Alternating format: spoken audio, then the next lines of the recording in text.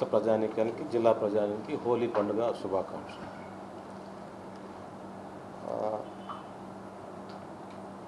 SC వర్గీకరణ అనే అంశం సుప్రీంకోర్టు తీర్పు తర్వాత రాష్ట్ర ప్రభుత్వం ఏకసభ్య కమిషన్ అపాయింట్ చేసింది రాజీవ్ రంజన్ మిశ్రా నాయకత్వంలో. ఆ కమిషన్ కూడా తన రిపోర్ట్ను సబ్మిట్ చేసింది.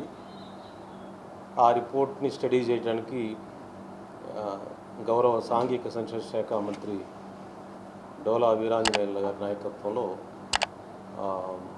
ఒక క్యాబినెట్ సబ్ కమిటీని కూడా కాన్స్టిట్యూట్ చేశారు. ఇవన్నీ మంచి పరిణామాలు. ఈ ప్రయాణాన్ని రాష్ట్ర ప్రభుత్వం దీంట్లో వేగవంతమైన చర్యలు తీసుకుంటున్నందుకు కూటమి ప్రభుత్వానికి, ముఖ్యంగా ముఖ్యమంత్రి చంద్రబాబు నాయుడు గారికి, వాళ్ళ మంత్రివర్గానికి, ప్రభుత్వానికి ధన్యవాదాలు తెలియజేస్తా ఉన్నాం. మొత్తం మాదిగ జాతి తరఫున మేము సంతోషాన్ని వ్యక్తం చేస్తూ ఉన్నాం. అయితే కొందరు రాజకీయ నాయకులు లేకపోతే పొలిటికల్ కార్యకర్తలు వస్తున్న సమాచారం, బయటకు వస్తున్న సమాచారం, కొన్ని పత్రికల్లో వస్తున్న సమాచారాన్ని క్రోడీకరించినట్టయితే కొందరు ఎమ్మెల్యేలు మాట్లాడిన సంభాషణలు తీసుకున్నట్టయితే జిల్లాని ప్రాతిపదికగా కూడా తీసుకోవాలని ఒక ఆలోచన వ్యక్తం అవుతుంది. జిల్లాని ప్రాతిపదికగా తీసుకుంటే కొన్ని రాజ్యాంగ సంక్షోభం, రాజ్యాంగ సమస్యలు అడ్డంకి అవుతాయనేది ప్రభుత్వ దృష్టికి తీసుకురావాలని మీ ప్రెస్ ద్వారా ప్రభుత్వానికి తెలియజేయాలని మేము ఆల్రెడీ రాజీవ్ రంజన్ మిశ్రాకి ఈ రాజ్యాంగంగా వచ్చే ఇబ్బందులు ఏంటి, ఆర్టికల్ 371D అని ఒకటి ఉంది.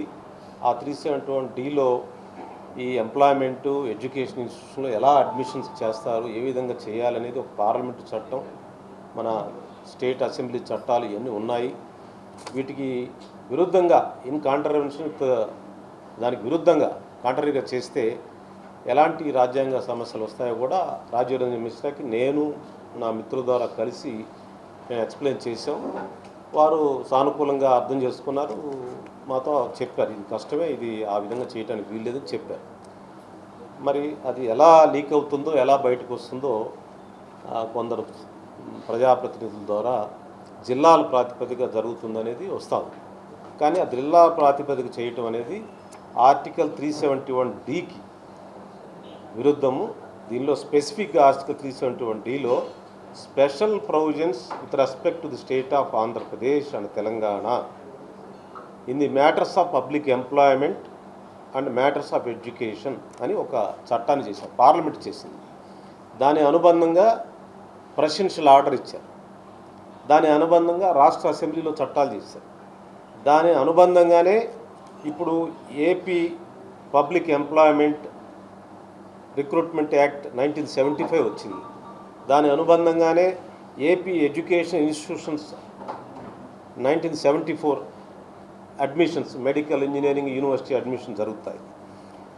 ఇంత ప్రాసెస్ ఉంటే జిల్లా ప్రాతిపదికగా ఒకవేళ అది ఇంకా బయటికి అఫీషియల్గా రాలేదు, ఒకవేళ అలాంటి ఆలోచన చేస్తే మళ్ళీ న్యాయ సమస్యలు వచ్చే అవకాశం ఉంది. ఇది క్యాబినెట్ సబ్ కమిటీ క్షుణ్ణంగా లీగల్ ఒపీనియన్ తీసుకొని ముందుకెళ్ళాలని మీ ద్వారా విజ్ఞప్తి చేస్తాం. లేకపోతే కంచంలో పెట్టి తినే పరిస్థితి ఉండదు, అది ఇంకో రకంగా నష్టం జరుగుతుంది.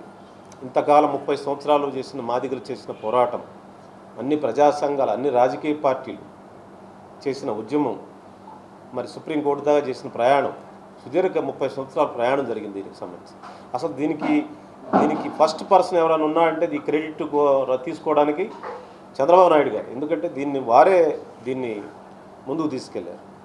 కాబట్టి వారికి, వారి ప్రభుత్వానికి మీ ద్వారా విజ్ఞప్తి ఏంటంటే ఈ 371D దీని అనుబంధంగా వచ్చిన ప్రెసిడెన్షియల్ ఆర్డర్, దీని అనుబంధంగా వచ్చిన Andhra Pradesh employment act, public employment act, Andhra Pradesh educational admission act, వీటన్నిటిని కూడా పరిశీలించమని చెప్పేది మా రిక్వెస్టు.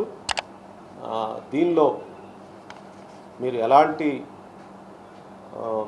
దానికి మీరు రాష్ట్ర క్యాబినెట్ ఉపసంఘం మీరు ఇన్ఫ్లుయెన్స్ అవుతూ పూర్తిగా లీగల్ ఒపీనియన్ తీసుకొని మీ అడ్వకేట్ జనరల్ సంప్రదించండి, లేకపోతే మీరు సుప్రీంకోర్టులో మీ న్యాయవాదులు సంప్రదించి ఇంతకాలం మాదిగలు చేసిన శ్రమకి మీరు కూడా దానిలో భాగస్వాములు కాబట్టి చంద్రబాబు నాయుడు గారే దీనికి ముందు నడిపించారు కాబట్టి ఈ క్రెడిట్ని పూర్తి స్థాయిలో మాదిగలకు అందే విధంగా వారిని తీసుకోమని చెప్పి మీ ద్వారా మాదిగ ప్రజల తరఫున ఈ వర్గీకరణ పోరాట ఉద్యమాల తరఫున వారికి విజ్ఞప్తి చేస్తాను.